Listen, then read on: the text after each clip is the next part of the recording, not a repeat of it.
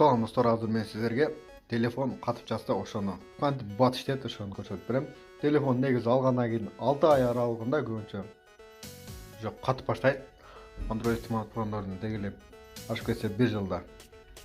Ошол катып баштаган себептерин айтып, жана ошону кантип бат иштетет, ошону азыр мен силерге көрсөтүп берем.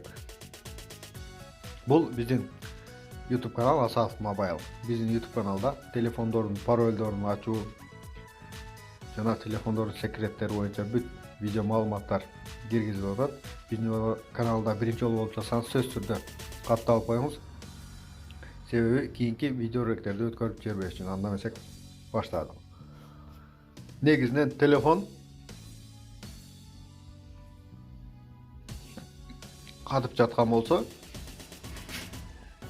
ичиндеги данныйлар сиздерге керек болсо, биринчиден мына настройкага киребиз. Настройкага киргенде сведения от телефона деген бар. От телефонго кирип туруп, сведения от телефонго киребиз да, бул жерден номер сборки. Эгер сизде Redmi телефон болсо, сведенияга киргенде MIUI деген бар, версия MIUI деген бар. Ошону басасыздар. Ушуну 10 жолу бассаңыздар, бул жерде ылдый да режим разработчик включена деп чыгат. Ушуну 10 жолу басасыздар. Мына параметры разработчика ушуга киребиз дагы.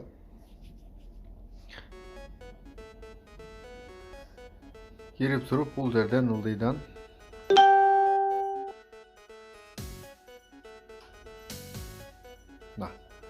размер буфера журнала деген бар. Ушуну 256 килобит по умолчанию ушуда турат. Ушуну 16 мегабайтка коебуз. Анан трассировка системы киребиз. Записать действие приложения дегенди өчүрөбүз. Анан размер буфера деген бар. Ушу 16000 килобит деп атат. Ушуну 65000 килобитке коебуз.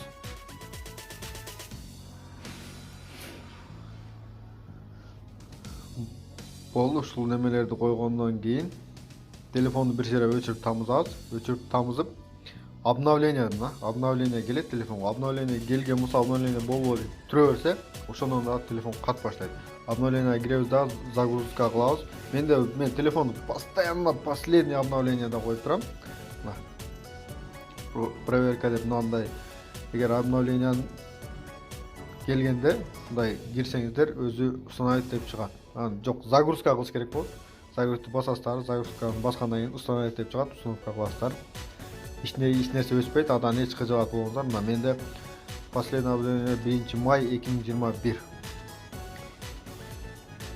Обновленияны сөзсүз кылып туруш керек. Обновленияны кылбасаңыз дагы телефон катыйт. Анан дагы бир системасы, мисалы сиз галереяда, бул Samsung телефондордо галереядан сүрөттү өчүргөндө, мисалы менде мына телефонду бир эле сүрөттү өчүрсөм, удалить кылсак, в корзину деп корзинага түшөт. Эми мына альбомго киребиз, 3 точканы басабыз да корзина деген киребиз. Мынтип корзинада дагы сакталып турат. Бу жерде ушунча мен тез өчүрүп турам. Мына акыркы өчүргөн видео сүрөттөрүм басып, бул жактан дагы өчүрүп коебуз. Сөзсүз түрдө. Андан мой файлдан дагы видео нерселерди өчүрсөңүздөр, бул да галереяга түшүп, немеге корзинага түшүп калат. Өчүргөндөн кийин мына 3 точканы басабыз.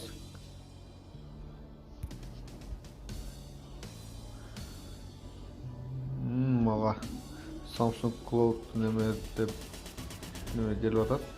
Мына 3 точканы басып корзинага кирсек, бул жерден да мен өчүрүп турам постоянно. Өчүргөн файл ушу корзинага түшүп калат. Корзинада да сөзсүз өчүрүп туруш керек.